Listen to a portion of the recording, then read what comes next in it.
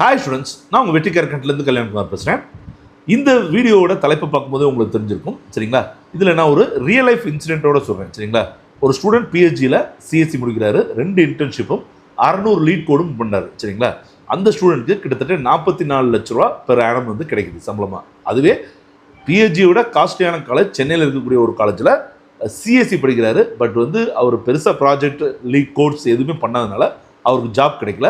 இது இரண்டுமே நான் கண்கூட பார்த்த விஷயம் சரிங்களா. அப்போ நீங்கள் எந்த காலேஜில் படிக்கிறீங்கன்றது ஒரு மிக முக்கியமான காரணமாக இருந்தால் கூட உங்களுக்கு வேலை வாய்ப்பு கிடைக்கும்னா சில விஷயங்களை நீங்கள் ஃபாலோ பண்ணி ஆகணும். அதை தான் நம்ம இந்த வீடியோவில் பார்க்க போகிறோம் சரிங்களா ஸ்டூடெண்ட்ஸ். நம்ம சேனலுக்கு இப்போ தான் வந்திருக்கீங்கன்னா நம்ம சேனலை சப்ஸ்கிரைப் பண்ணிருந்தேன். இந்த வீடியோ உங்களுக்கு யூஸ் பண்ணுச்சுன்னா லைக் பண்ணுற கிளிக் பண்ணுங்கள், உங்கள் ஃப்ரெண்ட்ஸ்க்கு ஷேர் பண்ணுங்கள் சரியா. ஃபர்ஸ்ட் இயர் உங்களுடைய கோடிங்க்குன்னு சொல்லி கோடிங் கற்றுக்கிறதுக்கு கோடிங் பண்ணுறதுக்கு 1 மணி நேரம் கண்டிப்பாக ஒதுக்குங்க சரிங்களா.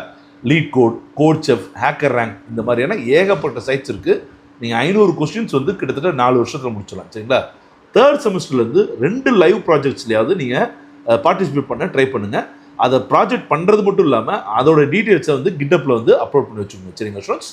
ஸோ ஏன்னா கம்பெனிஸ் வந்து பிளேஸ்மெண்ட்ஸில் ஷோ யுவர் கிட்டப் அப்படின்னு தான் கேட்கவே செய்கிறாங்க சரிங்களா ஸ்டூடெண்ட்ஸ். அடுத்து ரூல் நம்பர் 3 வந்து கம்யூனிகேஷன், ஆப்டிடியூட். இது இரண்டுத்துக்குமே டெய்லி ஒரு 10 to 15 மினிட்ஸ் ஒதுக்குங்க சரியா. ஸோ ஆப்டிடியூட் ஒரு 5 நிமிஷம் ஒதுக்குங்க. கம்யூனிகேஷன் கண்டிப்பாக ஒரு 10லேருந்து ஒரு 15 நிமிஷம் ஒதுக்குங்க.